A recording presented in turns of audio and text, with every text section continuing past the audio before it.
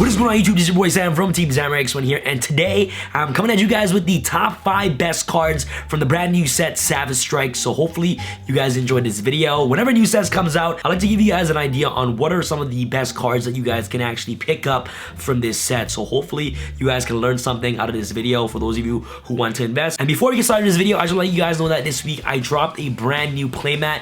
This is the most voted playmat of 2019. A couple weeks ago I asked you guys what playmats you guys want to see from the channel in 2019, and about 50% of you guys voted for our Stardust versus Red Dragon Archfiend playmat. Make sure you guys visit tx1.com to get your sexy brand new Red Dragon Archfiend versus Stardust Dragon playmat today. That'll be absolutely amazing. And if you guys get the version with the zones is pretty cool for this one because half the zones is blue and the other half is red, showing off the Stardust Dragon versus the Red Dragon Archfiend. So this is the #1 most voted playmat for 2019, and you guys are the one that voted for it. So make sure you guys visit tx1.com to get this awesome playmat today. And a huge shout out goes to Cross Illustration for actually, drawing this sexy thing for the channel for 2019. Alright guys, enough talking, no further ado, let's just jump right into the video. First and foremost, Subterra Guru is finally released in Savage Strike. This card is one of the cards that Subterra was missing for quite a long time, and you guys all know that Subterra is an archetype that is reliant on actually flip summoning monsters to gain their effects, and this one has probably the best flip effect in the entire deck. So when this card is flipped, you can add one Subterra card directly from your deck into your hand, except for Subterra Guru. So this card basically searches any Subterra card directly from your deck to your hand. And let me tell you guys right now, I am not too familiar with Subterras, but I have someone that knows Subterras really well that's gonna be guest uploading a deck profile on the channel once this card comes out, so stay tuned for that deck profile, guys. And this card has amazing ability where you can target one other face-up monster on the field, change it and this card face down defense position. This effect can be activated during either player's turn. You control another Subterra card, and this card comboing out with Subterra Fiendus is just absolutely insane. The amount of combo plays you're actually able to do with those two cards. A card that we've all been waiting for to come out, and Konami took too long to release this card for some reason. But I'm finally glad that this card got to be released in the TCG. And for those of you who are Subterra players, please make sure you guys leave in the comment section below on what your thoughts about this card being released right now in the current metagame. Is this card going to change the format? Is this card going to be meta defying? Let me know what your thoughts are in the comment section below. So Subterra Guru, kind of like an honorable mention in this top 5 list, but a card that I actually meant that actually beat in the top 5 best cards is right here, LP the Guard Dragon. I truly believe that Guard Dragons is an absolute brilliant archetype for 2019. It just gives a huge boost to dragons types, especially blue eyes and also red eyes. The whole entire engine helps speeds out dragons like no tomorrow. I truly believe that this is the best guard dragon out of the entire archetype, and the reason being is because this card gets you access to a dragon monster directly from the deck. And obviously a card that lets you get access to any dragon monster for the deck is just absolutely broken. And you guys can argue that Pitsy it's better than LP, but obviously getting access to dragon monsters directly from the deck is like your primary move, right? Whereas getting access to a dragon monster from a graveyard is probably the second move that you probably going to go into once you get access to that dragon monster. So obviously LP is the one that starts off your combo plays by getting out Red Eyes Darkest Metal Dragon directly from the deck. You can link away a monster into Pitsy, and then Pitsy can revive back the Red Eyes Darkest Metal from the grave. So this card is the initial combo starter for guard dragons. So this card I believe is like the best guard dragon in my opinion. I believe this card has a different name in the TCG. It's called like Aloof Lupin or something. The OCG name is called the Lone Wolf, but this card is absolutely broken. I believe this card is a short print common in Savage Strike. This card is definitely one of the most notable cards that you guys should look out for in 2019, and this card alone helps breaks Thunder Dragons. This card is like one card combos, man. It's insane. So if you guys do not know what Aloof Lupin or the Lone Wolf does, is that when this card is normal summon, you can banish one monster from your hand, banish one monster with the same type from your deck. So if you're playing this in Thunder Dragons, you're able to banish a Thunder Dragon monster from your hand and also a Thunder Dragon monster directly from the deck. And obviously Thunder Dragons is one of the most significant decks in today's metagame so far, and it happens to be one of the most dominant decks with this card being released in Savage Strike. I truly believe that the consistency of Thunder Dragons is gonna skyrocket 1000%. This card helps you banish a Thunder Dragon monster from your hand and also a Thunder Dragon monster from the deck. So can you imagine how much this card actually helps unbreak quick to your hand. So you can just go the Lone Wolf and then banish, you know, Dragon Roar from your hand, and also banish Dragon Dark directly from the deck. Now at this point, you basically get a special amount of free Thunder Dragon monster from the deck, and you basically get a free search directly from your deck to your hand. So if this card is destroyed by battle, or if this card is over possession, is destroyed by your opponent card effect, you try one of your banished monster, add it to your hand. So this card has also an amazing toolbox effect, where whichever cards you banish off this card's effect, you basically get to recycle it back to your hand whenever this card is destroyed by battle or by your opponent's card effect, right? So the Lone Wolf has that, like, you know, curious kind of effect to basically replenish your resources back from your banished zone to your hand. But the most important part that you must notice about this card is the fact that it helps skyrocket the consistency of Thunder Dragons by being able to banish, you know, the Roar. You can also banish the Thunder Dragon Matrix from the deck to search another Matrix. Like, there are so many cool things you can actually do with the Lone Wolf or a Lupin for Thunder Dragons. And obviously a deck like Thunder Dragons being so meta relevant right now, a card being released to support the archetype is just absolutely like devastating to actually deal against. Next card right here, I think this card is a really broken generic synchro monster, Warlord Savage Dragon. By reading the name of this card, you can already be like, damn, this monster is flipping savage.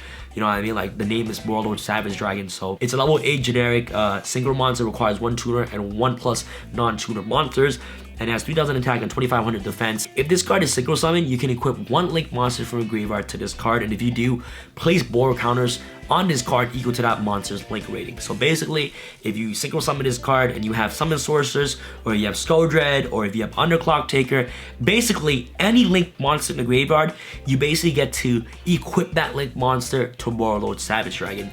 Okay, and this card will gain borrow counters equal to the link rating of that monster. So if you take Skull Dread and equip it to Warlord Savage Dragon, this card will have 4 borrow counters. If you use Summon Sork, equip to it, it will have 3 borrow counters, so on and so forth. You guys understand what I mean? Gain attack equal to half the attack of the monsters equipped to it by this effect. So Skull Dread is 2800 attack. You equip Skull Dread to this card will gain 1400, so it'll be 4400 beat stick, which is insane. Summon Sorcerers is 2300, so you'll gain 1150. And this is the really important part. So when your opponent activates a card or effect, and this is the quick effect, you can remove 1 borrow counter from this card, negate the activation.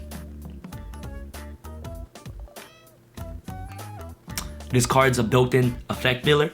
This card is a walking hand trap stopper. Whenever your opponent activates a card or effect, it doesn't have to be on the field. It could be from the field, the graveyard, the hand, the banish zone. Wherever your opponent activates a monster effect, negate that effect by removing 1 borrow counter from Warlord Savage Dragon. But if you have like Skull Dread equipped to this card, you have 4 borrow counters on this card. So as long as this card remains face up on the field, you essentially have a total of 4 negates, 1 each and every single turn. This card is insane. First and foremost, this card looks like Thanos, okay? And the reason why it looks like Thanos, here, let me ask you a simple question. What is Thanos capable of? Okay, all right? So just think about that for a second. Okay, yeah, okay, so you got it. Okay, cool. Now put Thanos in a Yu-Gi-Oh card. What do you guys get? Exactly.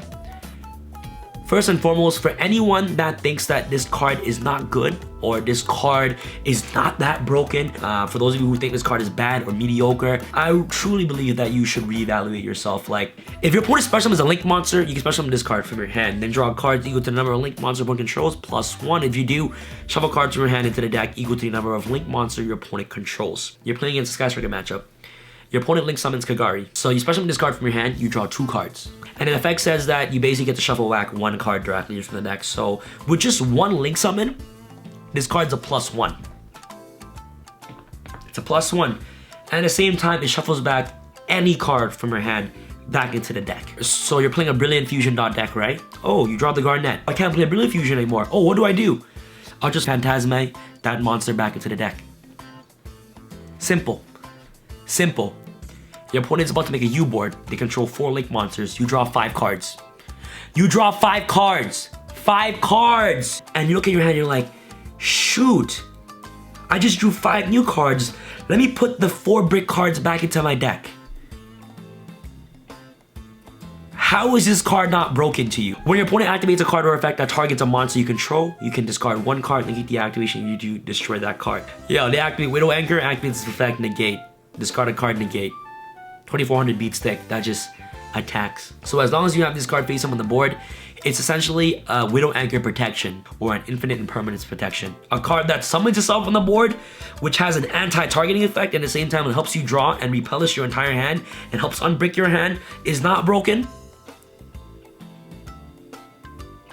At this point, I'm just surprised. Like, for anyone that thinks this card is not that good, you probably never played competitive Yu-Gi-Oh! And last but not least, the best card in my opinion in this set is Pot of Indulgence. I can't recall what the name of this card is for the TCG. Now obviously the reason why this card is the #1 broken card in the set is because it's the most generic cards that can be used. So basically at the start of your main phase, banish 3 or 6 random cards face down from your extra deck. Draw 1 card for every 3 cards banished. If you banish 3 cards, you draw 1 card. If you banish 6 cards from your extra deck, you basically draw 2 cards. And Ultra Guys are just gonna become tier 0.5. Like, Ultra Guys literally abuse this card like it's nothing. Another deck that can easily abuse this card is decks like Dinosaurs. Dinosaurs don't need to use the extra deck at all, so essentially a free Pot of Greed for Dinosaurs as well. And also decks like Trickstars don't need to rely on the extra deck as well. So Pot of Indulgence is just super broken for those decks, and it just makes rogue decks become even better in today's metagame. And I'm just finally glad that this card is coming out in Savage Strike, and I can't wait to showcase you guys my Dino deck profile and also my Ultra Guys deck. And and decks like Chaos Max can also abuse this card as well, which is pretty insane because those decks are not relying on actually using the extra deck at all. And I believe that it's going to be one of the most expensive secret rares aside from Phantasmize. So those two are definitely going to be the top 2 sought after cards in this set, 100%. And I believe that it's just like an overall really good set to invest in my opinion. Let me know what your thoughts are in the comment section below. And yeah, that's pretty much it for my top 5 best cards in this set. Hopefully you guys can learn something from me. If you guys are asking me if this set is worth investing, I definitely think you guys should invest in this set. I think it's really, really good.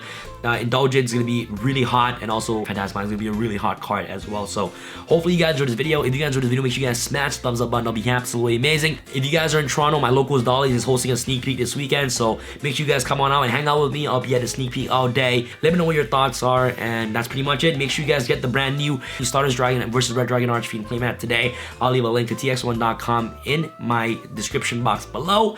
And this is your boy Sam from Team Sam signing out. Alright guys, peace. I feel like Usain in the cheetah print. Talk fresh game, I don't need a minute. R.I.P. the game, I need a minute. Okay, let's proceed with it. I'm in the house, got the deed with it. These bozos always sneak this and they taking shots. I'm a key with it. Like, no, this league business.